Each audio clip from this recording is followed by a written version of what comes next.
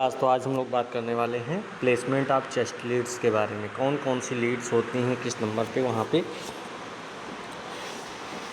क्या होती हैं चेस्ट लीड्स, और इनको कहाँ कहाँ पे प्लेस किया जाता है, एग्जैक्ट लोकेशन क्या होती है। ठीक है, तो सबसे पहले chest leads also known as pericardial leads are the sixth unipolar ECG leads placed on specific position over the chest wall. तो मेनली जो चेस्ट लीड्स होती हैं ये कैसी, इनको क्या और किस नाम से जानते हैं, तो पेरिकार्डियल लीड्स भी कहा जाता है। मेनली बताया था कि स्टैंडर्ड 12 लीड्स ईसीजी में मोस्टली 6 जो लीड्स रहती हैं V1 से लेके V6 तक की।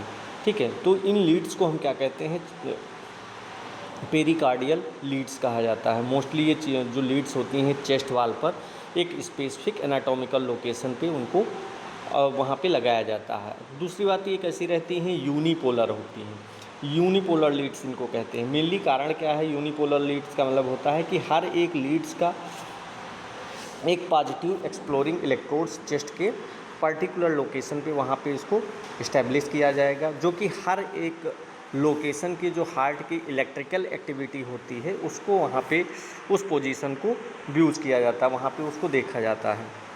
ठीक है, वो उसका व्यू पॉइंट होती है। और हर एक चेस्ट लीड्स क्या होगी, हार्ट के जो डिफरेंट इलेक्ट्रिकल एंगल्स रहते हैं उनका एक व्यू पॉइंट को वो वहाँ पे एक्सप्रेस करती है। तो जो 6 लीड्स रहेंगी वो टोटल क्या रहेंगी, हर एक अलग अलग जगह पे उसको एक स्टैंडर्ड लोकेशन पे उनको अप्लाई किया जाता है। ठीक है, तो नेक्स्ट है they record the electrical activity of the heart in the horizontal मतलब transverse plane and provides detailed information about the right ventricles, interventricular septum, arterial wall, apex and lateral wall of the left ventricles.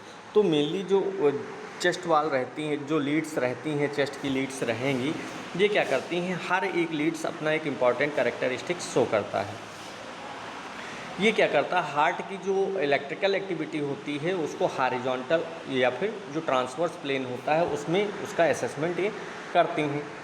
अब ऐसा समझ सकते हैं कि जैसे जो limb Leeds होंगी, मैंने बताया था फर्स्ट सेकंड थर्ड, इसके अलावा जो AVR हो गया, AVL हो गया, AVF होती है, ये क्या करते हैं, हार्ट को फ्रंटल प्लेन में देखती हैं।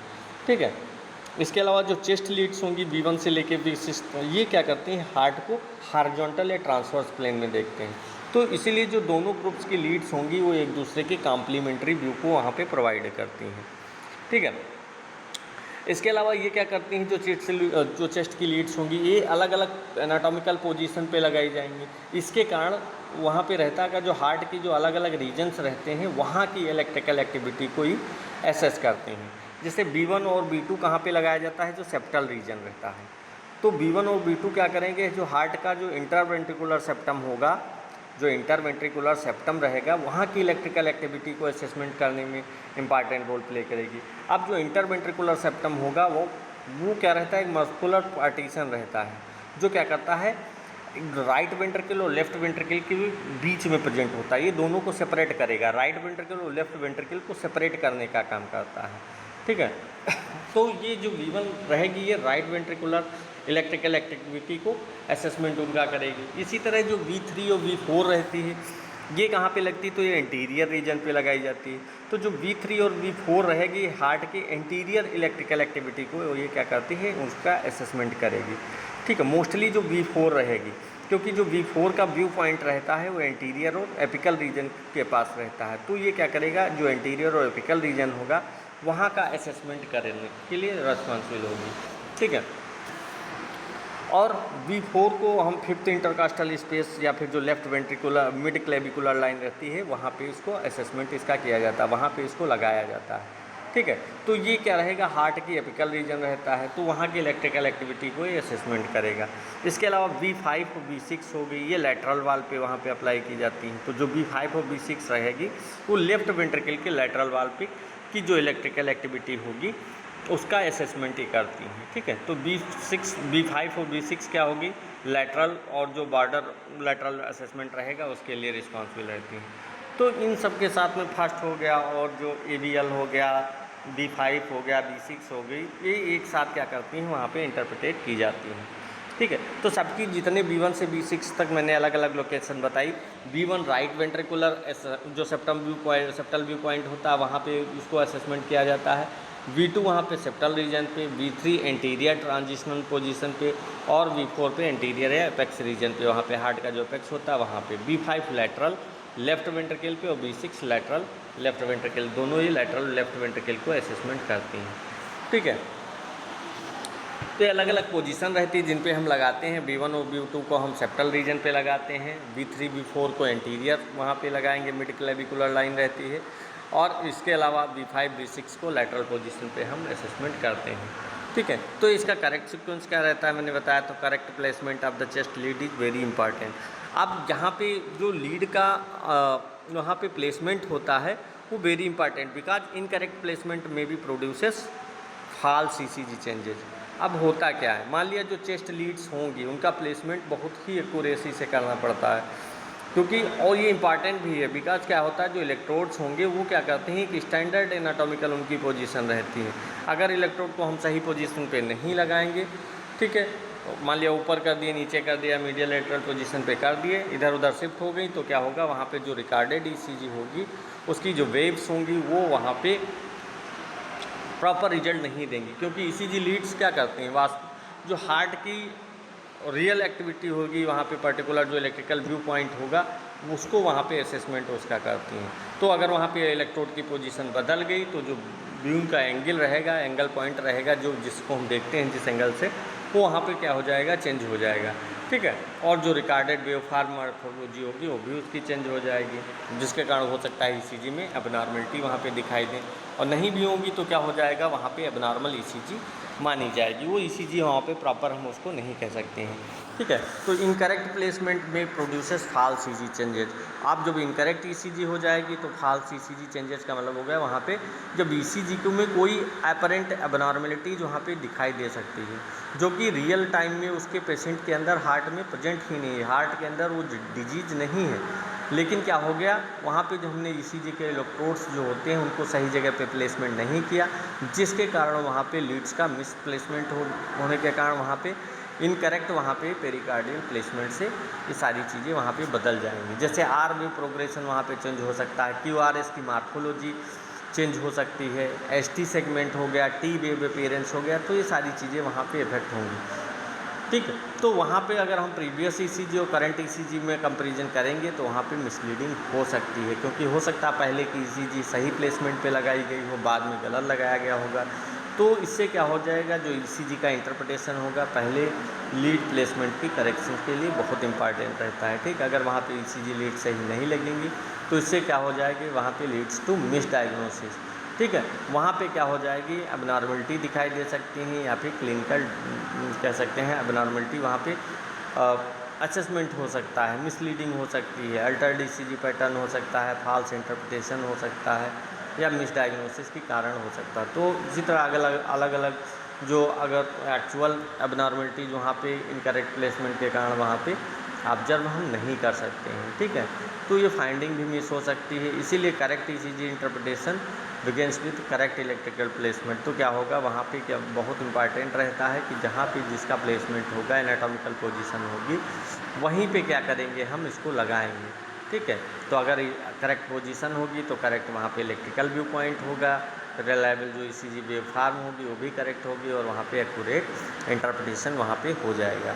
ठीक है, और जो कि अगर इनकरेक्ट लगाया वहाँ पे पोजीशन की तो वहाँ पे अल्टर्ड ECG मार्फोलॉजी होगी और पॉसिबल डायग्नोसिस भी वहाँ पे गलत होगी। ठीक है, तो प्रॉपर वहाँ पे सही पोजीशन पे उसको लगाना ज़रूरी रहता है। नेक्स्ट हम लोग बात करते हैं इंपॉर्टेंस ऑफ चेस्ट लीड्स के बारे में। जो चेस्ट लीड्स होती हैं उनकी क्या क्या इंपॉर्टेंस होती है। ठीक है, chest leads are used to mainly,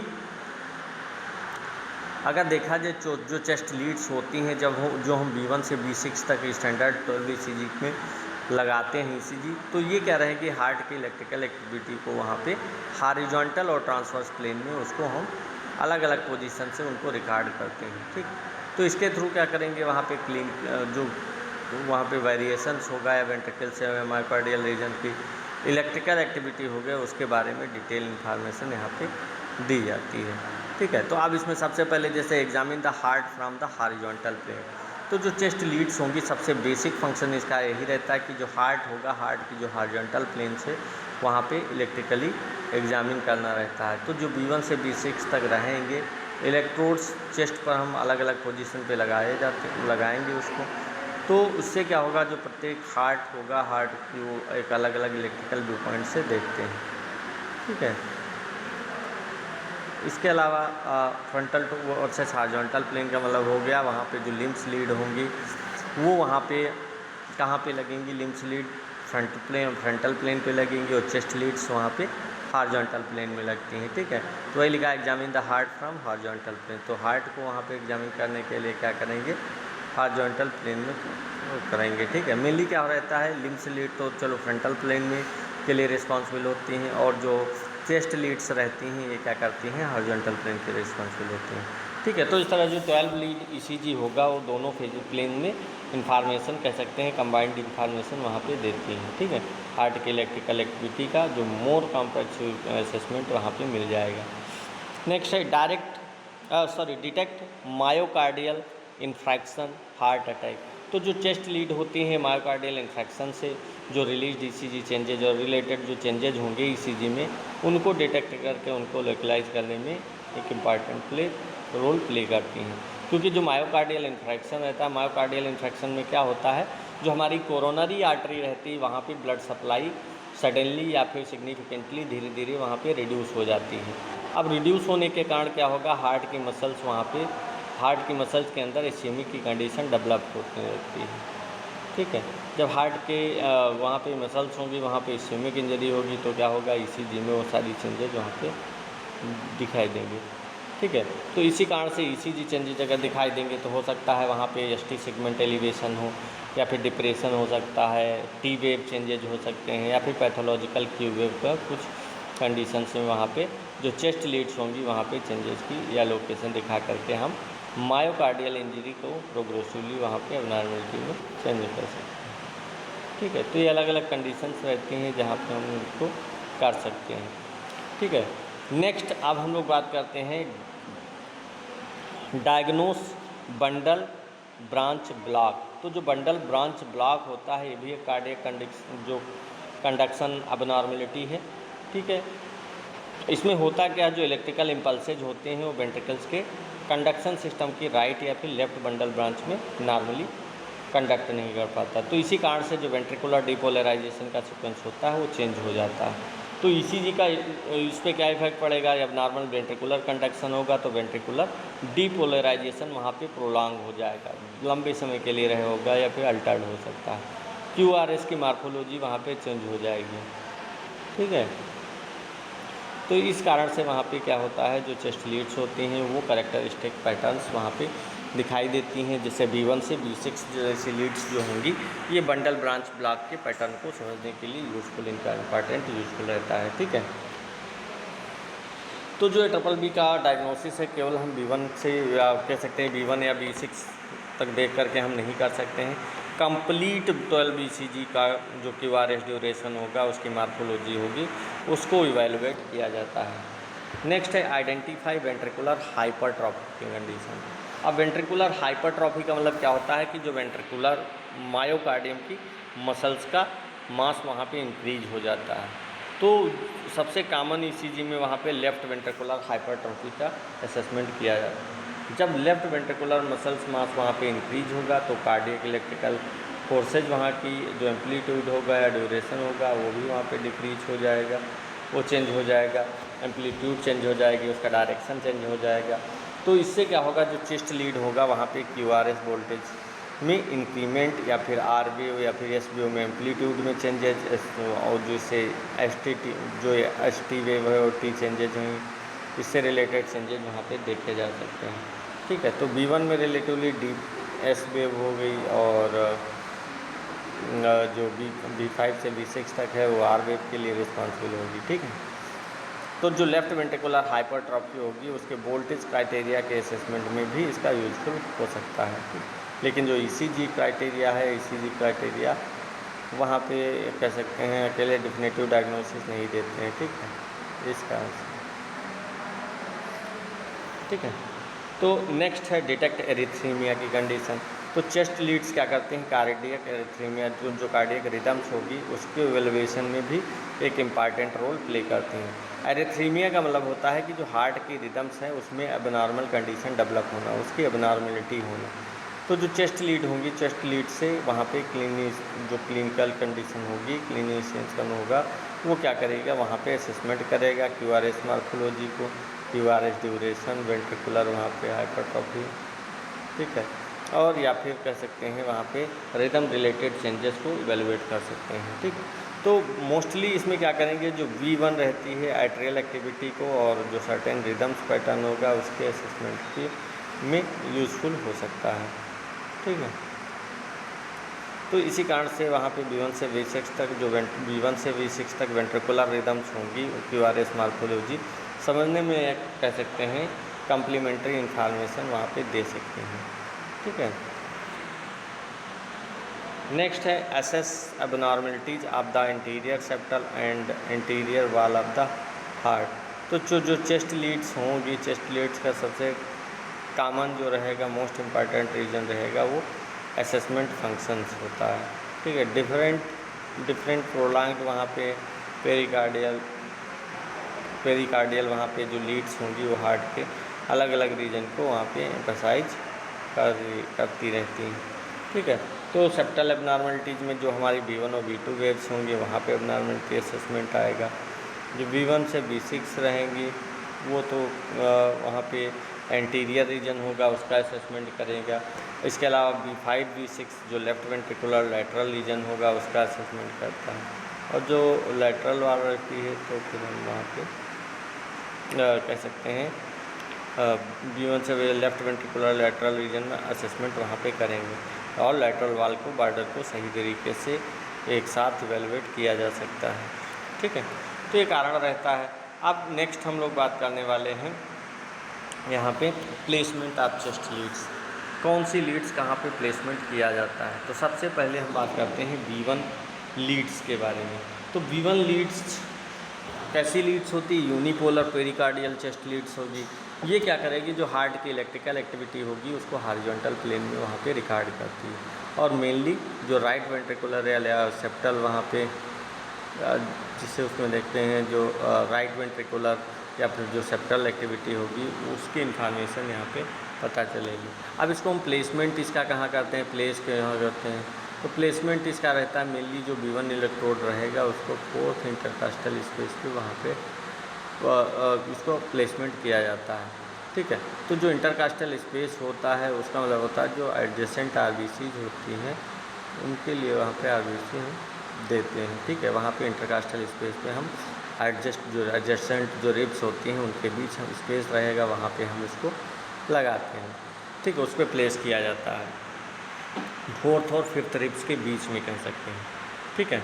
तो एग्जैक्ट पोजीशन वहाँ पे 4th इंटरकास्टल स्पेस रहती है at the right border of the sternum, right sternal blood border, sorry.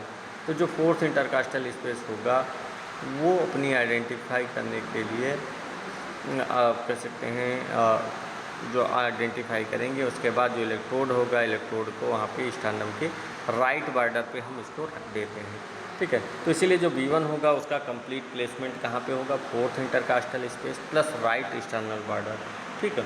उस रीजन पे हम उसका प्लेसमेंट कर देते हैं, ठीक है। तो इसीलिए जो V1 हो गया वो right plus 4th intercostal space, और जो लेफ़्ट हो गया तो उसका कहाँ लेंगे, वहाँ पे लेफ़्ट प्लस 4th दोनों की वहाँ पे बीच में रखेंगे वहाँ पे, ठीक है। अब एरिया व्यू की बात करें, एरिया व्यू में राइट वेंट्रिकल्स, इंटरवेंट्रिकुलर सेप्टम। अब राइट वेंट्रिकल्स तो जो V1 होगा, V1 हार्ट की राइट वेंट्रिकुलर रीजन की इलेक्ट्रिकल एक्टिविटी को एसेस करने में यूज़फुल होता है, क्योंकि जो V1 होगा वो चेस्ट के राइट एंटीरियर जो पैरास्टर्नल रीजन रहता है वहाँ पे प्रेजेंट रहता है। तो इसीलिए इसका जो इलेक्ट्रिकल व्यू पॉइंट होगा वो केवल राइट साइड वेंट्रिकुलर एक्टिविटी के लिए रिस्पॉन्सिबल होता है, ठीक है। तो यहाँ पे वेंट्रिकुलर एक्टिविटी को रिलेटिवली क्लोज करता है। अब जो राइट वेंट्रिकुलर एबनॉर्मलिटी होगी उसमें V1 की जो ECG मॉर्फोलॉजी होगी उसमें चेंजेस वहाँ पे दिखाई दे सकते हैं, लेकिन डायग्नोसिस केवल V1 के आधार पे हम इसका नहीं करते हैं, ठीक है। और भी बहुत सारी चीज़ें देखी जाती हैं, ठीक है। नेक्स्ट हम बात करते हैं इंटरवेंट्रिकुलर सेप्टम का। अब जो V1 रहेगा इंटरवेंट्रिकुलर सेप्टम की जो इलेक्ट्रिकल एक्टिविटी होती है उसको असेसमेंट में भी इंपॉर्टेंट रोल प्ले करता है। और इंटरवेंट्रिकुलर सेप्टम हार्ट की जो मस्कुलर वाल्व होती है, जो राइट वेंट्रिकल्स और लेफ्ट वेंट्रिकल्स के बीच में वहाँ पे सेपरेट करने का काम करता है, ठीक है। तो वहाँ पे राइट वेंट्रिकल और लेफ्ट वेंट्रिकल को सेपरेट करेगा। तो जो V1 और V2 होंगी एक साथ में सेप्टल रीजन की इलेक्ट्रिकल एक्टिविटी को एसेस करती हैं, और पर्टिकुलरली ये जो कहाँ पे लगाई जाती हैं, तो जो सेप्टल भी होता है, सेप्टल पॉइंट रहता है, वहाँ पे इनको प्लेसमेंट इनका किया जाता है, ठीक है। नेक्स्ट हम बात करते हैं इनके क्लिनिकल इंपॉर्टेंस के बारे में। क्लिनिकल इंपॉर्टेंस इनकी क्या क्या होती हैं? Useful for detecting right ventricular hypertrophy, right ventricular hypertrophy, ठीक है। तो मेनली होता क्या है, राइट वेंट्रिकुलर हाइपरट्रॉफी में जो राइट वेंट्रिकल की मसल्स होती हैं उनका मास वहाँ पे इंक्रीज कर जाता है। मसल मास जब इंक्रीज कर जाएगा, इससे क्या होगा, राइट वेंट्रिकुलर इलेक्ट्रिकल फोर्स वहाँ पे बढ़ जाता है, या फिर वो चेंज हो जाता है, जिसके कारण वहाँ पे ECG में कैरेक्टरिस्टिक चेंजेस शो करने लगते हैं, ठीक है। तो जो V1 होगा, V1 में QRS की मार्फोलॉजी और RV एम्पलीट्यूड भी एसेस करना, कह सकते हैं, राइट वेंट्रिकुलर इवेल्युएशन का एक इम्पॉर्टेंट कंपोनेंट रहेगा। लेकिन जो राइट वेंट्रिकुलर हाइपरट्रॉफी होगी उसका डायग्नोसिस और डिजीज, ये चीज़ें हम क्या करेंगे वहाँ पे एसेस करेंगे, ठीक है। इसके बाद जो राइट वेंट्रिकुलर का डायग्नोसिस है V1 को अलाउन हम वहाँ पे नहीं देखते हैं, ठीक है। इसको क्या कहते हैं, पूरे ECG की क्लिनिकल फाइंडिंग और अप्रोप्रिएट क्राइटेरिया को एक साथ कंसीडर करते हैं, इसके बाद वहाँ पे इसको हम करते हैं। नेक्स्ट है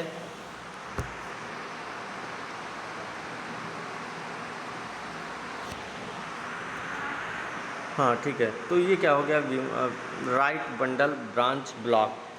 अब राइट बंडल ब्रांच ब्लॉक क्या होता है, तो इसमें क्या रहेगा, जो इलेक्ट्रिकल इम्पल्स होगी उसकी कंडीशन, उसका जो कंडक्शन रहेगा वो राइट बंडल ब्रांच के थ्रू वहाँ पे डिले हो जाता है या फिर ब्लॉक होता है। इससे क्या होगा, जो राइट वेंट्रिकल्स की डिपोलराइजेशन सीक्वेंस होता है वो वहाँ पे चेंज हो जाता है, ठीक है। तो वो सारी चीज़ें वहाँ पे चेंज हो जाएंगी। जब सीक्वेंस उसका चेंज होगा, वहाँ पे कंडक्शन मेनली क्या होगा, वहाँ पे जो डिलेड होगी या ब्लॉक्ड होगी, तो जब चेंजेज होंगे वहाँ पे सीक्वेंस चेंजेज होगा, तो उसकी वजह से वहाँ पे अल्टर्ड वेंट्रिकुलर वहाँ पे डिपोलराइजेशन वहाँ पे होगा, और वहाँ पे जो QRS की मार्फोलॉजी होगी वो भी चेंज हो जाएगी। मोस्टली जो V1 और V2 रहेगा, V3 रहेगा, इनमें वहाँ पे उनको हम वहाँ पे कैरेक्टरिस्टिक्स को देख सकते हैं, ठीक है। तो जो V1 रहेगा, V1 किसके लिए होता है, जो राइट वेंट्रिकुलर वहाँ पे हाइपरट्रॉफी की कंडीशन है, राइट बंडल ब्रांच है, ब्लॉक की कंडीशन, उसको असेसमेंट के लिए वो एक इम्पॉर्टेंट रोल प्ले करता है, ठीक है, V1। अब नेक्स्ट है सेप्टल मायोकार्डियल इन्फेक्शन। तो V1 सेप्टल रीजन में भी व्यू करता है, इसीलिए वहाँ पे जो सेप्टल मायोकार्डियल इंजरी होगी या फिर इन्फेक्शन होगा, उसको रिलेटेड ECG चेंजेस वहाँ पे असेसमेंट किया जाता है, ठीक है। लेकिन जो मॉडर्न ECG इंटरप्रिटेशन होगा, वहाँ पे सेप्टल मायोकार्डियल इन्फेक्शन को केवल V1 की एबनॉर्मलिटी से हम डायग्नोस नहीं करते हैं। आमतौर पर क्या करेंगे, जो V1 और V2 होगा और जो रिलेटिव एडजेसेंट लीड होंगी उनकी फाइंडिंग को टुगेदर हम इवेलुएट करते रहेंगे, ठीक है। तो और जो रिलेटिव एडजेसेंट लीड्स होंगी वो फाइंडिंग टुगेदर इवेलुएट करेंगे। तो ECG में मेनली क्या रहता है, जो सेप्टल और एंटीरियर इन्फेक्शन होगा उसमें इंटरप्रिटेशन करते समय ST segment, T waves, Q changes, और वहाँ पे कह सकते हैं जो कलेक्टिवली कंसीडर करना होगा, क्लिनिकल रिप्रेजेंटेशन होगा, ठीक है, उसको कलेक्टिवली हम क्या करेंगे, देखेंगे, ठीक है, वहाँ पे कलेक्टिवली कंसीडर करेंगे, ठीक है। तो ये V1 लीड थी। अब हम लोग नेक्स्ट बात करते हैं V2 लीड्स के बारे में, ठीक है। तो V2 लीड्स मैंने बताया ये भी क्या रहेगी, यूनिपोलर लीड्स रहती है, और ये भी हार्ट की जो इलेक्ट्रिकल एक्टिविटी होती है उसको हॉरिजॉन्टल प्लेन में वहाँ पे रिकॉर्ड करती है, और मेनली जो इंटरवेंट्रिकुलर सेप्टम होगा उसकी इलेक्ट्रिकल एक्टिविटी को एसेस करने के लिए रिस्पॉन्सिबल होती है, ठीक है। अब इसके प्लेसमेंट की बात करें, जो V1 लीड्स V2 लीड्स रहती है, इसका प्लेसमेंट कहाँ पे रहता है, तो place the electrode in the fourth intercostal space. मैंने बताया भी था कि जो V1 और V2 होती है दोनों कहाँ पे लगाई जाती हैं, फोर्थ इंटरकास्टल स्पेस पे, वहाँ पे इनको प्लेस करते हैं। इंटरकास्टल स्पेस का मतलब होता है जो दो रिब्स होती हैं उनके बीच का जो स्पेस होता है, ठीक है। तो अब उनके बीच में इनको प्लेस किया जाएगा। तो जो V2 होगा, V2 क्या करेगा, वर्टिकल पोर्शन में भी वहाँ पे फोर्थ इंटरकास्टल स्पेस होता है, ठीक है। तो जो V1 और V2 होगा उसको दोनों को हम क्या करते हैं, एक साथ में वहाँ पे देखते हैं। तो V1 फोर्थ इंटरकास्टल पे और V2 वो भी फोर्थ इंटरकास्टल पे, लेकिन जो V1 रहती है राइट एक्सटर्नल बॉर्डर पे हम इसको रखते हैं, और जो V2 होती है उसको हम लेफ्ट इंटरकास्टल स्पेस पे हम इसको रखते हैं, ठीक है। वहाँ पे आसानी से हम इसको दोनों को प्लेस करते हैं।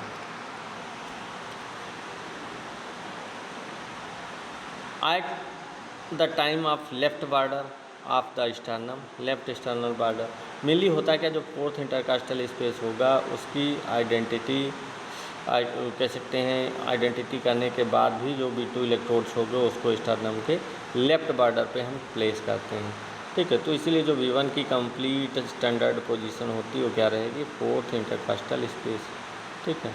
वो कहाँ है, फोर्थ इंटरकास्टल स्पेस पे हम उसको प्लेस करते हैं, ठीक है। तो मैंने बताया एग्जैक्ट पोजीशन, स्टैंडर्ड पोजीशन बताई फोर्थ इंटरकास्टल स्पेस, प्लस जो लेफ्ट वेंट्रिकुलर वहाँ पे जो वहाँ पे रहता है, ठीक है, उस पर क्या करते हैं, इसको प्लेस करते हैं। अब एरिया ऑफ व्यू की बात करते हैं तो इंटरवेंट्रिकुलर सेप्टम मेनली होता क्या है, जो इंटरवेंट्रिकुलर सेप्टम रहता है वहाँ की जो इलेक्ट्रिकल एक्टिविटी होती है उसको एसेस करने में V2 का एक इम्पॉर्टेंट रोल रहता है, ठीक है। तो जो इंटरवेंट्रिकुलर सेप्टम होगा उसका जो तो उसको हम वहाँ पे हार्ट को राइट वेंट्रिकल और लेफ्ट वेंट्रिकल को सेपरेट करने के लिए रिस्पॉन्सिबल होगा, और वहाँ पे जो V1 प्लस V2 होंगे दोनों साथ में सेप्टल लीड्स, हम दोनों को साथ में भी क्या कहते हैं, सेप्टल लीड्स कहते हैं, और दोनों कहाँ पे लगाई जाएंगी, सेप्टल रीजन पे इनको हम अप्लाई करते हैं, ठीक है। V1 को भी सेप्टल रीजन पे अप्लाई करेंगे। अब इनका क्लिनिकल इंपॉर्टेंस क्या होता है, तो सबसे पहले सेप्टल इन्फ्रैक्शन, तो जो V2 होगा वो सेप्टल रीजन के देखता है, तो इस कारण से वहाँ पे सेप्टल मायोकार्डियल इन्फ्रैक्शन या इंजरी से जो रिलेटेड ECG चेंजेज होंगे उनको हम असेसमेंट यहाँ पे कर सकते हैं। मायोकार्डियल इन्फ्रैक्शन में मायोकार्डियल टिश्यूज़ को इनएडिक्वेट ब्लड सप्लाई से मिलने वाले जो इलेक्ट्रिकल वेव्स रहती हैं, इलेक्ट्रिकल एक्टिविटी रहती हैं या ECG वेव्स रहती हैं, उनमें चेंजेज वहाँ पे हो सकते हैं, पॉसिबल हो सकते हैं। तो जो पॉसिबल चेंजेज होंगे वो तो वहाँ पे ST सेगमेंट चेंजेज या फिर T वेव चेंजेज या फिर पैथोलॉजिकल Q वेव चेंजेस हो सकते हैं, ठीक है। तो V2 क्या करेगी, वहाँ पे आइसोलेटेड एबनॉर्मलिटी से जो सेप्टल इन्फेक्शन डायग्नोसिस होती है उसको हम केवल नहीं करेंगे, ये और ज़्यादा रिलीवेंट लीड्स होंगी उनको साथ में हम इंटरप्रिटेट करते हैं। नेक्स्ट है राइट वेंट्रिकुलर एबनॉर्मलिटीज़। अब राइट वेंट्रिकुलर एबनॉर्मलिटीज़ मैंने बताया था जो V2 होगा हार्ट की एंटीरियर सेप्टल रीजन रहेगा उसको देखता है, उसको व्यू करता है, और जो राइट वेंट्रिकुलर इलेक्ट्रिकल एक्टिविटी होगी उसके असेसमेंट में भी कॉम्प्लीमेंट्री इन्फॉर्मेशन प्रोवाइड करता है। तो जो राइट वेंट्रिकुलर एबनॉर्मलिटीज़ होंगी वहाँ पे ECG में क्या होगा, जो QRS की मार्फोलॉजी होगी वहाँ पे चेंजेस होंगे, R वेव हो गया या जो रिलेशनशिप में भी चेंजेस होते हैं, या फिर उससे रिलेटेड जो एबनॉर्मलिटीज़ होती हैं उनको वहाँ पे हम देख सकते हैं। लेकिन जो राइट वेंट्रिकुलर एबनॉर्मलिटी होगी उसकी डायग्नोसिस केवल V2 से नहीं करेंगे, उसको क्या करेंगे, कंप्लीट ECG का क्लिनिकल फाइंडिंग करेंगे। क्लिनिकल फाइंडिंग करने के बाद उसको हम एक साथ इवेलुएट करेंगे, ठीक है। तो इसमें मेन चीज़ इतना याद रखना है कहाँ पे असेसमेंट किया जाता है। तो फर्स्ट जो रहेगी V1 और V2 दोनों को हम क्या करते हैं, जो वहाँ पे कह सकते हैं जो फोर्थ इंटरकास्टल स्पेस होता है वहाँ पे उनको लगाया जाता है, लेकिन जो V1 रहती है उसको राइट साइड में लगाते हैं, V2 को हम लेफ़्ट साइड में अप्लाई करते हैं, ठीक है। जो एक्सटर्नल बॉर्डर रहता है वहाँ पे इसको अप्लाई किया जाता है, जिसको हम इंटरवेंट्रिकुलर सेप्टम कहते हैं, ठीक है। तो ये क्या करता है, सेप्टल इन्फ्रैक्शन हो गए, राइट वेंट्रिकुलर एबनॉर्मलिटीज़ होती हैं उनको असेसमेंट के लिए रिस्पॉन्सिबल होते हैं, ठीक है। तो दोनों को ही फोर्थ इंटरकास्टल स्पेस पे रखते हैं, दूसरा बताया एक्सटर्नल साइड में रखेंगे, राइट साइड में V1 को V2 को लेफ्ट साइड में, ठीक है। तो मेन रीजन यही रहेगा राइट वेंट्रिकुलर सेप्टम या फिर जो सेप्टल रीजन रहता है, ठीक है। दोनों को अलग अलग डिजीज़ के लिए असेसमेंट करने के लिए रिस्पॉन्सिबल होता है। जैसे इसमें मैंने बताया आरवी हो गए, आरवीवी हो गया, या फिर वहाँ पे सेप्टल चेंजेज हो गए, राइट वेंट्रिकुलर हाइपरट्रॉफी हो गया। इन चीज़ों को इवेलुएट करने के लिए हम इसका यूज करते हैं। ठीक है, तो ओके क्लास, आज हम इतना रखते हैं। नेक्स्ट क्लास में हम पढ़ेंगे नेक्स्ट लीड्स के बारे में। V3 लीड्स क्या होती हैं, V4 हो गया, V5 हो गई, V6 हो गई, कौन सी लीड का कहाँ पे प्लेसमेंट होता है। ठीक है, उनकी क्लिनिकल इम्पॉर्टेंस क्या होती है, एरिया ऑफ व्यू क्या होता है, उनका प्लेसमेंट क्या होता है, ये सारी चीज़ें वहाँ पे हम देखते हैं। ओके क्लास, आज इतना ही, बाकी नेक्स्ट क्लास में पढ़ेंगे।